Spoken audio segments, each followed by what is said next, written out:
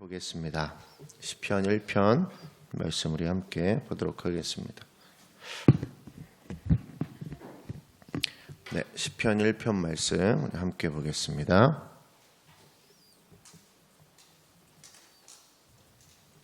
네, 찾으신 줄 알고 우리 함께 읽겠습니다. 복 있는 사람은 악인들의 꾀를 따르지 아니하며 죄인들의 길에 서지 아니하며 오만한 자들의 자리에 앉지 아니하고 오직 여호와의 율법을 즐거워하여 그의 율법을 주야로 묵상하는도다. 그는 시냇가에 심은 나무가 철을 따라 열매를 맺으며 그 잎사귀가 마르지 아니함 같으니 그가 하는 모든 일이 다 형통하리로다. 악인들은 그렇지 아니하며 오직 바람에 나는 겨와 같도다. 그러므로 악인들은 심판을 견디지 못하며 죄인들이 의인들의 모임에 들지 못하리로다. 무릇 의인들의 길은 여호와께서 인정하시나 악인들의 길은 망하리로다. 아멘. 하나님의 말씀입니다.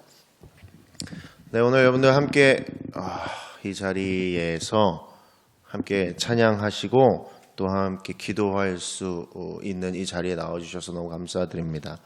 여러 가지 사건들 때문에 또 여러 가지 환경들 때문에 가정에서 예배드리시는 분들도 그곳에서의 은혜가 또한 그 처한 상황에서의 은혜가 분명히 있을 줄로 압니다. 솔직히 이제 말씀을 드리면 우리가 지금 나눌 말씀은 지난주 청년부와 함께 나눴던 말씀입니다. 저는 원래 이렇게 했던 거를 다시 하는 거를 안 하는데 정말 생각이 많았습니다. 하나님 도대체 어떻게 해야 됩니까? 그런데 지금의 때를 사는 사람들과 함께 나눠야 되지 않겠냐라는 마음에 좀 마음이 들어와서 여러분들과 함께 말씀 나누고 싶었습니다. 여러분 신앙생활을 하는데 가장 중요한 게 어떤 것이라고 신앙생활을 하세요? 어떤 것이라고 믿고 신앙생활을 하세요? 여러분 머릿속에 그냥 떠올리시면 돼요. 제가 무슨 말씀해 보세요 이렇게 안 할 테니까 네. 신앙생활을 하는데 내가 가장 중요하게 생각하는 것 그것이 어떤 것입니까? 머리 한번 떠올려 보시고 가장 중요한 게 뭘까요? 내가 신앙함에 있어서 내 믿음을 지키고 또 하나님의 뜻대로 살아가는 데 있어서 가장 중요한 것 그것이 무엇일까요? 제일 중요한 우리는 너무 중요해서 중요하다고 느끼지 못할 때가 있는 것처럼 느껴질 만큼 중요한 것들에 대해서 좀 생각하지 않을 때가 있다는 거죠. 나의 삶을 돌아보고 진정한 하나님께서 원하는 삶을 내가 살고 있는가? 또 하나님 앞에서 내가 정직하고 하나님 앞에서 복이 있는 사람으로 살아내고 있는지 여러분 신앙생활을 한다는 것들의 가장 핵심은 그대로 살아내고 있느냐 살아내지 못하느냐라는 거죠. 왜냐하면 좋은 믿음을 가지고 있으면 반드시 좋은 행위가 나오기 때문에 그래요. 그죠?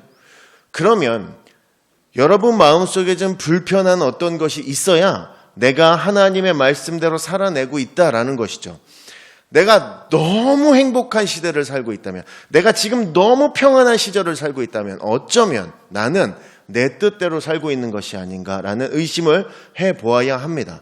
제가 왜 이렇게 우울한 얘기를 하냐면 여러분 우리가 무슨 일을 막 열심히 막 하고 있어요. 그것이 행복해요. 그것이 막 즐거워요. 이걸 계속해서 하나님의 영광이 될 것 같아요. 그래서 막 그것을 위해서 막 최선을 열심히 즐겁게 막 했는데 그게 만약에 방향이 틀려 있으면 어떻게 하냐는 거죠.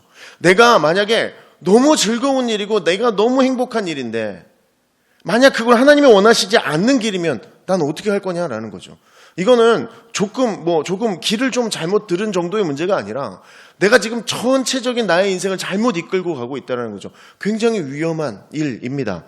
여러분, 나라는 존재는 내가 스스로 나를 죽이기 어렵습니다. 여러분들도 살아보시고 신앙해보셔서 아시겠지만 내가 무언가를 하면서 내가 나를 죽이기는 너무 어려운 일입니다. 성경에 나를 쳐서 복종하게 한다고 얘기는 나오지만 내가 사실상 나를 쳐서 복종해서 하나님 앞에 엎드린다는 것이 얼마나 어려운 일입니까? 해본 경험은 있으나 매일매일 매분, 매초 문제들을 만나고 나의 한심한 어떤 모습을 볼 때마다 그것들을 다 쳐서 하나님 앞에 복종한다는 건 생각보다 쉽지 않은 일이다라는 것이죠. 간혹 내가 신앙을 할 때 사람들이 이런 얘기를 합니다. 내가 하나님의 말씀을 따르는 척하거나 따르는 줄로 알고 착각하면서 살 때가 있다라는 거예요. 대부분의 크리스찬들이 실수하는 부분이 바로 이 부분인데요. 다시 하나님을 인격적으로 만났을 때, 또한 내가 잠시 신앙적인 모습 이외의 삶의 모습들 때문에 하나님께로 제대로 가지 못하고 하나님께 제대로 붙어있지 못한다고 느꼈을 때, 하나님께 다시 하나님을 체험했던 사람들이 제일 처음에 고백하는 것이 이것이에요. 나는 여전히 은혜를 받고 있다고 생각했고 내가 여전히 가는 길이 하나님의 말씀을 잘 따르는 길이라고 착각했다라는 고백이 대부분이다라는 거죠. 나라는 존재를 하나님이 원하시는 삶을 살겠습니다라고 고백을 했어도 우리가 하나님 앞에 하나님 저 이제 이렇게 살겠습니다. 하나님 원하시는 그 말씀대로 살 거고 하나님이 살라는 대로 살아보겠습니다라고 고백을 했어도 이게 유통기한이 짧아요. 이 고백을 꾸준히 지속하기는 너무 어렵다는 거죠. 한국의 모든 교회는 엄청나게 큰 은혜를 경험했습니다. 그죠? 전 세계가 집중할 만한 어마어마한 성장을 했어요. 그래서 그 대부흥기를 겪어서 그때의 은혜로 평생을 살려고 해요. 오늘 주시는 은혜가 분명히 있는데, 오늘 지금 이 시간 주시는 은혜가 있는데 그것들보다 다시 그때의 은혜를 자꾸 떠올린다는 것, 다시 그렇게 될 수 있다라고 믿는 거예요. 매일 받고 얻어야 되는 은혜로 계속해서 나아가야 되는 거예요. 예전에 받은 은혜는 예전에 받은 은혜고 이제 내일 주실 은혜 기대하고 오늘 주실 은혜에 감사할 수 있어야 하는데 우리가 자꾸 막 우리가 느끼기에 영광스러웠던 과거를 떠올린다는 거죠. 그리고 다시 그것만 자꾸 얘기를 한다는 거예요. 지금 그런 문제가 아니죠. 신앙은 계속해서 앞으로 나아가야 되는 것입니다. 신앙하면서 가장 중요한 건 나의 가치가 변하는 거죠. 내가 최고라고 느끼는 그 가치가 갈아치워지는 것. 내가 최고라고 생각한 그것들이 다 바닥으로 떨어지고 하나님만 남는 것. 이게 신앙하는 거잖아요. 세상 사람들이 중요하다고 말하는 것들, 그것들이 우리에게 중요하지 않아야 됩니다. 세상 사람들은 지금 맞냐, 틀리냐, 옳다, 그르다, 그렇게 하면 누군가 피해보고 그렇게 하면 누군가만 이익을 보고 그것들은 잘못된 거다, 맞다 얘기를 하는데 우리가 그것들을 휩쓸려서 똑같이 그것이 맞다, 틀리다 얘기할 필요가 없다는 거죠. 우리는 지금 내가 지금 하나님 말씀대로 살아내느냐, 내가 하나님 말씀대로 생각할 수 있느냐, 내가 하나님이 어떻게 이끌어 가실 그 계획들을 내가 모르니까 기도를 통해서 그 계획을 알려고 노력하느냐, 이것이 신앙에 있어 가장 중요한 것인데 우리는 자꾸 옳고 그름을 따지려고 한다라는 것이죠. 여러분, 깨닫고 은혜를 받았어도 한 번의 깨달음의 그 은혜는 지속되지 않습니다. 우리가 뭔가를 하나님을 분명히 경험했어요. 하나님이 인격적으로 만나졌어. 그래서 하나님이 원하시는 대로 제가 살겠습니다 고백하고 막 그것들에 열심해서 사는데 이런 문제가 생겨요. 계속해서 그렇게 살기가 어려워요. 내가 하나님 말씀대로 살아보려고 노력했는데 한 2주 살고 나니까 힘들어요. 그대로 산다는 게 너무 괴로운 거죠. 왜 하나님 말씀대로 사는데 나에게 즐거움이 없지? 라는 의문이 들 거예요. 왜냐하면 우리는 모두 악에 가깝기 때문에 그렇습니다. 말씀 없이는 하나님이 원하시는 삶을 절대로 살아나갈 수 없는 것이 우리들이다라는 거죠. 겸손에 가까운 사람 없습니다. 겸손해 보이는 사람은 있죠. 겸손한 사람을 만나기는 어렵습니다. 우리는 모두 다 악에 가깝죠. 교만한 마음이 다 있죠. 그래서 신앙은 예배에 와서 은혜 받고 좋은 마음 되고 좋게 여기서 웃고 넘어가고 여기서 즐거운 일 하다가 집에 가서 이렇게 사는 것이 이 정도 선에서 멈추면 안 된다라는 거죠. 진짜 하나님 중심의 신앙을 안 하고 있는지도 모른다라는 거예요. 여러분, 신앙생활을 한다는 건 세상에 엄청나게 강한 물살을 그대로 받아내며 버텨내는 것, 그 어떤 엄청나게 강한 물살이 오는 강을 거슬러 올라가는 것과 같습니다. 가만히 서 있기도 어려운 거대한 물살을 받아내면서 아둥바둥 안간힘을 써서 한 발짝 겨우 내딛어야 내가 조금 앞으로 갈 수 있는 거죠. 그게 신앙함이죠. 마음 풀고 편안히 하고 그냥 좋게 하자 그러면 확 밀려 내려가는 거죠. 그래서 우리의 가치를 정확히 잡고 있어야 신앙을 하는 것 자체가 가능하다라는 거예요. 내 가치가 정확히 잡혀 있지 않으면 나는 세상의 물결에 반드시 휩쓸릴 겁니다. 왜냐하면 나는 악에 가깝기 때문에 그래요. 여러분, 우리가 읽은 시편 1편은 여러분 이거 모르시는 분 안 계시죠? 그죠? 청년부들의 안타까움은 뭐냐면 시편 1편은 다 알아요. 복 있는 사람은까지는 다 외우는데 그 다음부터 외워지지가 않아요. 그래서 그들도 되게 답답해해요. 하지만 여러분 우리 이거는 이제 다 알고 있잖아요. 시편 1편은요. 시편 전체를 소개하는 글처럼 되어 있어서 딱 두 가지로 나뉘어요. 의인과 악인, 선과 악, 천국과 지옥, 하나님과 사탄, 뭐 이렇게 복과 저주 이렇게 딱 나뉘어져 있어요. 특히나 정확히 크게 두 개로 나눠 볼 때는 해야 되는 것, 하지 말아야 되는 것으로 나뉘어 있습니다. 그러면 여러분 결국 신앙한다는 것이, 신앙생활 한다는 것이 시편 1편을 바라볼 때 딱 두 가지예요. 뭐예요? 해야 되는 거, 하지 말아야 되는 거. 너무 쉬워서 어려운 거예요. 너무 쉬워서 어려운 거예요. 여러분 무슨 말인지 아세요?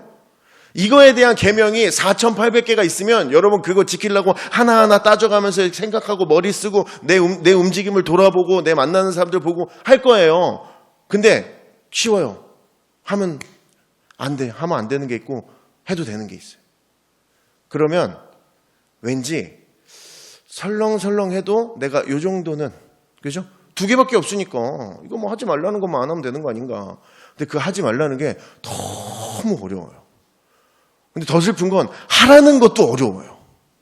이게 굉장히 이것들에 대해서 이야기하고 있어요. 그래서 이제 시편을 읽다가 보면 복이라는 단어가 눈에 딱 들어와요. 그러니까 시편 1편이 좋잖아요. 그렇지 않아요? 시편 1편을 딱 읽으면 벌써 뭔가 내가, 그죠? 이게 진짜 하나님 앞이라 말을 조심해야 돼가지고. 시편 1편 보면 뭔가 내가 막, 그렇잖아요. 표현을 못하겠네. 자, 시편 1편 복 있는 사람을 이라는 이야기를 한다는 말은 우린 이렇게 생각해요. 복을 받을 사람이거나 복을 받은 사람으로 생각을 할 때가 있어요. 여러분들 여기서 나오는 그 복 있는 사람의 그 모습은 하나님이 사랑의 마음으로 주시는 전적인 은혜를 받은 복이에요. 우리는 어떻게 생각해요? 내가 생각하는 복을 얘기하잖아요. 그죠? 그러니까 우리는 거룩해서 안 그러는데 사람들은 그래요. 복에 대해서 이야기하면 우리가 생각하는, 여러분 머릿속에 지금 떠올리는 그것들은 대체적으로 천국 가는 데 쓸데없는 것들이에요. 그렇지 않아요? 왜냐면 이걸 내가 왜 하냐면 제가 그래요. 제가 기도 제목 쭉 써놓았다는 거 이렇게 기도 노트 딱 펴보면 이제 냉정하게 천국과 상관없는 거 이렇게 그으면 몇 개 안 남아요. 아마 우리가 생각하는 그 복의 모습이 시편 1편에 나오는 그 복과 같은 거냐라고 말하면 아닐 수도 있다라는 거죠. 여러분 시편에 복 있는 사람은 사실 물질적이고 현실적인 면에서 불행한 상태에 처한 경우가 많이 있습니다. 시편 읽어보셔서 아시겠지만 다 저를 죽이려고 그럽니다. 저를 애워쌌습니다. 이제 전 도망갈 데가 없어요. 하나님 왜 가만히 계십니까? 뭐 이런 내용이잖아요. 그러니까 뭐 평탄하거나 여유 있거나 행복하거나 뭐 이렇게 뭐 차를 마시면서 막 하나님을 찬양하고 이런 시간이 아니라는 거죠. 당장 오늘 내일 내가 언제 죽을지 모르는 불안한 상황에서 항상 시편이 진행되어지고 있다라는 거죠.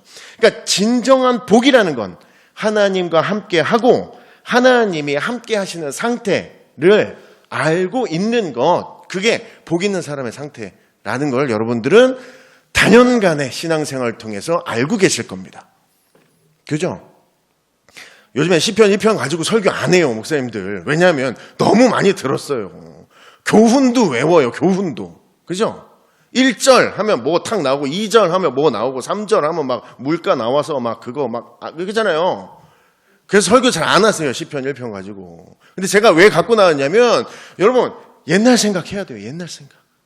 우리 처음 마음이 어땠는지 생각하셔야 돼요. 내가 지금 어떻게 살아가고 있는지 나를 좀 돌아봐야 돼요. 내 신앙 상태가 어떻게 됐는지 한번 돌아봐야 돼요. 우리 온라인 예배 좀 드렸잖아요. 다른 교회의 제 친구들, 이제 목회자들과 연락해 보면 힘들다는 거예요. 일단 성인들에게는 이제 여쭤보지 못하고 청년들, 중고등부 애들에게 물어보면 당장의 티가 난다는 거죠. 예배의 자리가 어색한 친구도 있다는 거예요. 너무 오랫동안 안 나오죠. 우리는 이제 뭐 한 4주? 한 달 정도 했지만 다른 교회들은 뭐 2달, 3달 한 교회들이 많이 있으니까 이제 예배의 자리가 어색한 시대를 살고 있다는 거죠. 그러면 이제 돌아봐야죠. 이제 빨리 나를 돌아보고 나를 빨리 체크하고 내가 하나님께 붙어 있는지 세상에 붙어 있는지 바라봐야죠. 이제 그것들 하나하나 끊어 나가고 하나님께 더 붙으려고 애를 써야죠. 왜 그래야 되는데요? 내가 악에 가깝거든요. 악 쪽으로 가는 건 금방 가요. 선 쪽으로 올라오면 힘들다니까요. 아이고 힘들어. 우리 살아보셨으니까 이거는 100% 공감하실 거예요. 나쁜 일 하는 건 너무 쉬워. 왜 그런지 모르겠어. 근데 뭔가 좀 착한 일 비슷한 거 하려고 그러면 그렇게 힘들어요. 그죠? 여러분 우리가 그 자리로 나아가야 되는 때가 지금이에요. 시편 1편 읽으면 비슷한 생각이 들어요. 시편 1편 안에 이런 생각 들지 않으세요? 내가 있는 것 같지 않으세요? 시편 1편 안에 내가 보여. 그죠? 이건 여러 가지 의미죠. 다 있어요. 왠지 내가 의인이 된 것 같은 착각이 들기도 하다가 왠지 내가 악인인 것 같기도 하고 뭔가 설명하기 애매해요. 그죠? 읽으면서. 하지만 나는 그래도 구원받을 거야 라는 확신이 있기 때문에 의인 쪽으로 살짝 이럴 때가 있단 말이에요. 여러분, 진짜 여러분 지금은 앞에만 보세요. 옆에 보지 마세요. 방송하시는 분들은 이렇게 옆 사람 보지 말고 대답해 보세요. 마음속으로. 겉으로 대답하지 마세요. 창피하니까. 진짜 솔직하게 한번 이야기해 보세요, 여러분. 내가 오늘 살아왔던 모습, 오늘 여러분 눈 떠서 지금 이 자리에 왔을 때까지 나의 살아온 모습이 시편 1편의 악인들의 모습과 진짜 상관없는 모습이다. 대답은 하지 마세요. 머릿속으로 생각하세요. 자, 이 질문을 들으니까 마음 상태가 어떠세요? 다시 한번 질문해 볼게요. 나는 오늘 하루 눈 떠서 지금까지 악인의 꾀, 죄인들의 길, 오만한 자들의 자리와 상관없는 삶을 살았다는 질문을 들으시면 지금 마음속에 아니, 맞아 이렇게 답이 나오시면 1초 만에 나오신 분들은 그렇게 사는 거예요. 괜찮아요. 아니라고 해도 뭐 맞다고 해도 괜찮아. 교만하고 뭐 어때? 자기가 확실히 그걸 믿고 그대로 살고 있는 거잖아요. 그죠? 확신을 가지고 소신을 가지고. 근데 여기서 갑자기 어떠십니까? 라고 여쭙는데 여러분들 한 1.3초 정도 생각을 하셨다면 이렇게 했으면 그러면 죄송하지만 여러분 유혹에 잠깐 휘둘린 시간입니다. 내가 의인 쪽에 있고 싶은데 악인이라고 말해야 될 것 같기도 하고 100% 의인은 아닌 것 같고. 제가 왜 이런 얘기를 드리냐면 교회 모임에서 누군가가 교회 여러분들 뭐 이렇게 성경 공부 모임에서 우리들은 시편 1편에 어떤 모습과 가깝습니까? 라고 물어보면 대답을 하는 분들은 대부분 악인의 모습과 비슷한 나를 볼 때가 많습니다. 라고 대답하실 거예요. 왜냐하면 여러분들은 교회를 오래 다니셨고 무슨 대답을 해야 맞는지 분명히 알고 계시기 때문에 그래요. 우리는 학습되었거든요. 그죠? 그래서 정답을 말하는 능력을 가지고 있어요. 이미 배우지 않아도 느낌상 체득했기 때문에 이미 알고 있는 거죠. 나의 삶의 고백을 통해서 말한 것이 아닐 때가 있다라는 거예요. 근데 여러분, 우리 솔직히 우리 마음속에 우리 마음 깊은 곳에 이런 소리가 들릴 거예요. 내가 악인과 가깝다고 말은 했으나 아니야. 내가 그래도 저 정도는 아니야. 이런 생각이 들어오실 거예요. 내가 죄를 짓긴 하는데 악인까지는 아니야. 악인까지는. 근데 무슨 악을 향해. 죄인까지는 또 아니야. 죄를 지었는데 또 뭐 죄인은 또 아니고 내가 좀 교만은 하지만 그래도 오만한 자리까지 가지는 않아. 내가 그렇게까지는 아니야. 속삭이듯이 나를 변론하는 목소리가 우리에게 막 들릴 겁니다. 여러분, 이게 우리들을 망치고 있는 거예요. 이게 우리들의 신앙에 자꾸 여지를 만들어내는 거예요. 사탄은 똑똑합니다. 아주 오랜 시간을 인간을 깨워냈고 인간을 계속해서 바라보았기 때문에 잘 알아요. 옛날처럼 유치하게 이거 하지 마, 저거 하지 마, 이거 하면 너 뭐 손해봐, 이거 하면 뭐 이익이야, 뭐 이렇게 하지 않습니다. 그냥 이렇게 얘기하죠. 야, 네가 아무리 이상하긴 한데 오만하지까지는 않아. 죄인은 아니야. 네가 언제 사람을 죽였어? 도둑질을 했어. 네가 무슨 죄를 지었어? 그리고 너 정도면 겸손하지. 너보다 인성 문제 있는 애들 얼마나 많은데 너 정도면 괜찮아. 이렇게 말한다는 거죠. 이런 생각이 가슴속에 깊이에 있는 상태로 시편 1편을 다시 보면 나는 악인의 꾀, 죄인들의 길, 오만한 자리에 자리를 가는 사람은 아닌 것처럼 느껴질 때가 있다라는 것이죠.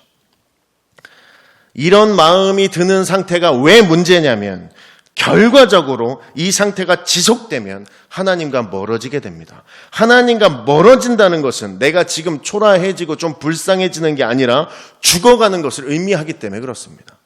여러분, 성경 전체의 가장 중요한 핵심은 이것입니다.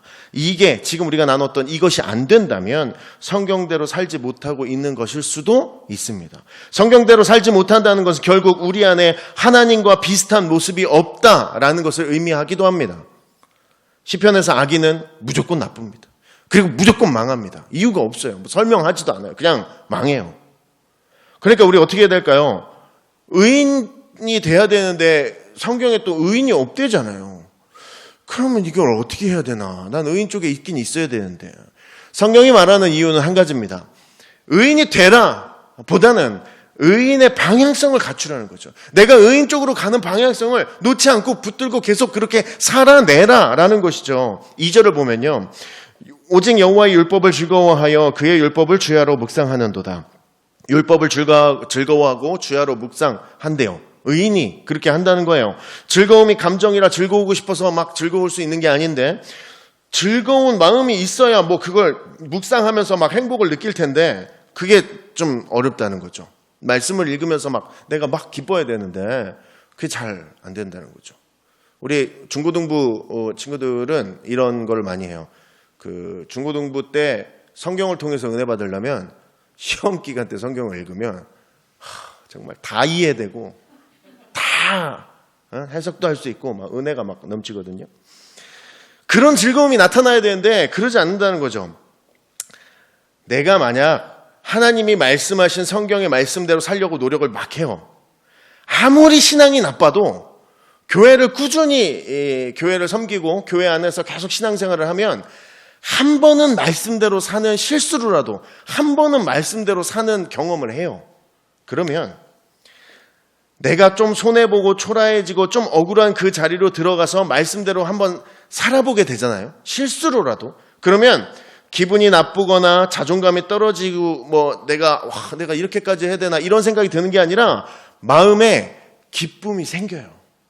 말씀대로 살아보셔서 그 체험이 있으신 분들은 분명하게 아실 텐데 그 기쁨이 있어요.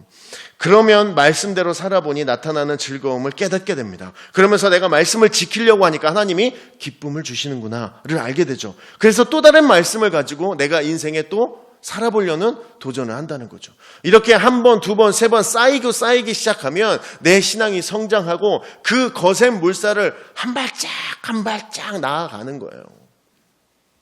여러분, 예수님을 닮아가는 모습이 이런 모습이 아닐까라는 생각합니다. 말씀대로 힘들지만 살아보려고 애쓰는 것. 하나님을 닮아간다는 모습은 내가 말씀에서 하나님께서 말씀하신 대로 한번 조금이라도 비슷하게나마 살아보려는 노력이 있는 것. 이게 왜 중요하냐면요. 몇 해 전에 저희 아이가 놀이터에서 놀고 있었습니다. 근데 거기 있는 애들이 이제 막 나이 많은 애도 있고 그때 이제 애가 5살 뭐 이 정도 됐을 텐데 저희 딸이 몸은 늦게 움직이고 말만 빨랐어요. 그래서 애들이 안 놀아주는 거예요. 그러니까 지 혼자 그냥 뭐 얘는 그냥 혼자 자라서 안 놀아주면 혼자 놀 수 있는 능력을 가지고 있어요. 막 털렁털렁 다니고 있는데 큰 언니 오빠들이 안 놀아주니까 그 언니 오빠 따라다니다가 인상 막 쓰고 모래에 주저앉은 다른 친구가 하나 있었어요. 어린 애가. 그러니까 뚜벅뚜벅 가는 거야 얘가. 그러더니 몇 살이야? 몇 살이야? 내가 언니네? 일로 와 놀자. 그 걔를 데리고 놀아주는 거예요. 그러니까 주변에서 그 언니 오빠들이랑 놀지 못해가지고 상처받은 뛰지 못하고 말 못하는 아이들 있잖아요. 어린 아이들. 그 아이들이 이 딸 주위에 와가지고 같이 노는 거예요. 그리고 다 그 보면서 여러분 마음이 어땠겠어요? 내 딸이 참 어려운 아이들을 잘 품는구나. 이런 생각이 안 들어요. 그런 생각이 들면 얼마나 은혜가 됐을까? 근데 내가 보면서 무슨 생각이냐면 쟤는 왜 저런 애들하고 노나? 저기 잘 뛰고 잘 놀고 잘 먹고 저런 애들하고 같이 놀았으면 좋겠는데 뭐 이거 오만 놀지 못하는 애들끼리 모여가지고 놀게 참 어떻게 해야 되나 이런 생각이 들면서 제 마음속에 진짜 찢어지는 듯한 느낌이 들었어요. 무슨 얘기냐면 어디서 많이 들어본 얘기였어요. 나 이 얘기 어디서 많이 듣고 자랐는데 저 어렸을 때 생각났어요. 저도 어릴 때 놀이터에서 무리에서 떨어진 애들을 모아서 놀았어요. 그래서 제 친구들이 친구들한테 보진 않겠죠? 제 친구들이 그래요. 좀 저도 그렇지만 그래서 남자 고등학교의 치열함에 밀린 아이들을 모아서 우리 교회를 데리고 갔었어요. 전에 제가 섬기는 교회를 데리고 갔었어요. 그리고 군인교회 사역할 때 제일 많이 들었던 말이 이거예요. 쟤는 왜 저런 애들하고 있어? 저 목사님은 왜 저런 애들만 모아서 사역하셔? 이런 말 많이 들었거든요. 그 말을 내가 하고 있는 거예요. 소름이 끼치더라고요. 그러면서 내 딸을 봤는데 너무 예쁜 거예요. 왜? 나를 닮았거든. 아주 자랑할 만한 모습이라고도 할 수도 있지만 부모 입장에서 막 좋은 일은 아닐 수도 있는데 그냥 나를 닮았으니까 이쁘더라고. 똑같은 짓을 하니까 너무 예쁘더라고요. 그래서 그날 저녁에 외식했습니다. 얘가 너무 예뻐서 여보 오늘은 밖에서 먹어야 돼. 나와. 그래서 막 고기를 막 먹었었어요. 여러분 왜 하나님을 닮아야 될까요? 왜 하나님을 닮는 게 이렇게 중요할까요? 그 닮은 모습 좋아하실 거 아닙니까? 아니 설명할 게 뭐가 있어요? 좋아도 너무 좋을 것 같지 않으세요? 생각 한번 해보세요. 사람도 자기가 낳은 자식이 자기 닮은 행동하면 그렇게 예쁜데 하물며 신이 만든 피조물이 그 신과 닮은 행동을 막 한다고 해봐봐요. 얼마나 예뻐 보이겠어요. 아브라함, 이삭, 야곱, 다윗, 바울까지 다 그랬습니다. 그들이 어떻게 살아가는 모습인지 우리는 다 성경을 통해서 봤죠. 그 사람들의 모습이 하나님을 닮았다는 거예요. 그래서 하나님이 너무 예뻤다라는 거예요. 예수님을 닮은 모습이 있었으니까 하나님 보시기에 예뻤겠죠. 예쁨을 받는 방법은 다른 게 아니죠. 그냥 닮아 있으면 되는 거예요. 닮아 있는 모습이 어떤 한 부분이 하나만 있으면 되는 거예요. 우리 3절에 보시면 그는 시냇가에 심은 나무가 철을 따라 열매를 맺으며 그 잎사귀가 마르지 아니함 같으니 그가 하는 모든 일에 다 형통하리로다. 우리나라는 이렇게 마시는 차가 발달하지 않았다고 합니다. 그러니까 양반들이나 이렇게 차를 마셨는데 왜 그러냐면 한국은 물이 깨끗했고 어디 가나 계곡이 있고 조금 가면 하천이 있었고 강이 있었고 다 물이 많았기 때문에 차를 잘 마시지 않았다 그래요. 물이 깨끗해서. 근데 이제 다른 나라들은 물이 깨끗하지 않은 나라들은 그걸 차로 만들어서 막 마셨다 그래요. 그러니까 우리나라 시냇가를 너무 많이 들어서 지금 시냇가에 심긴 나무라 그러면 우리는 사실 감흥이 없어요. 그죠? 아니 계곡이 아무 데나 가면 있는데 조금만 차 타고 가면 다 계곡이 있잖아요. 그러니까 우리는 그런 거에 대한 감흥이 없는데 여기 지금 글이 쓰여진 팔레스타인 지방은 일단 덥죠. 그 무슨 시냇가를 만나는 것만 기적이에요. 시냇가를 만났으면 이제 기적이야 그걸로. 근데 시냇가 근처에 심긴 나무가 아니라 시냇가에 심긴 나무예요. 이거는 기적이 더한 거예요. 이거는 할 수 없는 일과 같은 거예요. 이 당시 이 지역에는. 이 말은 적당한 은혜를 받은 게 아니다라는 거예요. 하나님이 이렇게 놀라운 기적 속에서 의인을 관리하시겠다라고 오늘 이야기하시는 거예요. 하나님을 닮은 모습에 의인의 방향성을 가지고 계시면 하나님은 기적을 더한 그 모습으로 여러분들을 관리하시겠다라는 거예요. 여러분 어떻게 하면 방법은 한 가지. 하나님을 닮으면. 이 모든 게 가능하다라는 거죠. 하나님을 닮는 것은 간단하죠. 완벽한 의인의 모습이 아니라 의인으로 가는 방향을 제대로 잡고 있는 사람, 하나님의 어떤 부분을 닮아가는 것, 예수 그리스도의 어떤 부분을 닮아가는 것, 그것이 하나님께서 말씀하시는 의인의 방향을 갖춘 사람들이다라는 거죠. 우리가 사는 세상에 진짜로 하나님을 닮은 모습이 뭘까요? 정말로 하나님을 닮은 모습이 어떤 것일까요? 시편 1편과 똑같습니다. 율법을 즐거워하고 묵상하는 것, 하나님을 닮는 것. 하나님을 닮는다는 것은 그렇게 살아낸다라는 것이에요. 여러분 물론 악인의 꾀를 따르지 않고 죄인의 길에 서지 않고 오만한 자들의 자리에 앉지 않은 것도 중요한데 이것 외우기 어려우니까 간단한 한 가지입니다. 하나님의 말씀을 밤낮 묵상할 수 있으면 됩니다. 그러면 그 말씀에 나는 계속해서 예민해 있고요. 내 앞에 나타난 사람들, 내 앞에 나타난 환경, 내 앞에 주어진 상황들을 바라보면서 내가 그것들의 말씀대로 도전할 수 있게 된다라는 것이죠. 여러분, 하나님을 닮은 모습이 우리에게 어떤 것이 있습니까? 예수 그리스도를 닮은 모습이 나의 인생에 어떤 부분이 좀 있습니까? 크리스찬이라고 말하고 교회 다닌다고 얘기하며 내가 직분자라고 얘기했으면 적어도 예수 그리스도의 어떤 부분에 도전하고 있는 나의 모습이 있어야 되지 않겠습니까? 내가 교회를 섬기기 위해서 애쓰고 힘쓰고 시간과 돈을 들이고 있으면 내가 예수 그리스도의 어떤 부분을 위해서 나는 신앙을 최선을 다하고 있다. 이런 얘기를 할 수 있어야 된다라는 거죠. 닮았다는 건 그렇게 살아가는 것뿐입니다. 내가 그렇게 살아가고 있냐, 그렇게 살아가고 있지 않느냐로 나의 신앙과 나이가 하나님을 닮아가는 모습이 있느냐 없느냐가 결정되어집니다. 주 예수보다 귀한 것이 없는 삶을 사는 것, 하나님을 최고의 가치로 놓고 하나님의 말씀 이외에 아무것도 없는 것 같은 내 그 삶을 살아가는 것, 하나님을 닮아간다는 것, 말씀대로 살아가는 것과 같은 말입니다. 하나님을 닮아간다는 것은 말씀을 읽고 그렇게 살게 해달라고 기도하고 그렇게 살 수 있음에 감사할 수 있는 것, 그것이 우리들에게 현재 주어진 가장 귀한 신앙의 모습이 아닐까 생각합니다. 여러분, 꽤 많은 시간 우리가 함께 모여서 예배드리지 못했습니다. 그래서 우리들은 어찌하면 예배에 어떤 패턴을 잃어버렸을지도 모르고요. 우리가 매일매일 매주 받았던 그 은혜들이 항상 그대로 있는 줄로 알 때도 있고, 우리가 어떤 일상교회 안에서 큰 은혜를 받았던 그 한 번의 은혜로 지금껏 우려먹으면서 살고 있는 것은 아닌지, 오늘 주신 은혜는 어떤 거였고 내일 주신 어떤 은혜를 내가 기대하고 있으며 성장하려는, 한 발짝 더 나아가려는 그런 애씀과 노력이 우리의 삶에 있는지 오늘 이 시간 기도하며 나를 돌아보고 하나님께 그 마음들 주시라고 기도할 수 있어야 합니다. 오늘 이 시간 함께 기도할 텐데요, 다른 거 없습니다. 여러분, 내가 하나님을 닮게 해달라고 기도할 겁니다.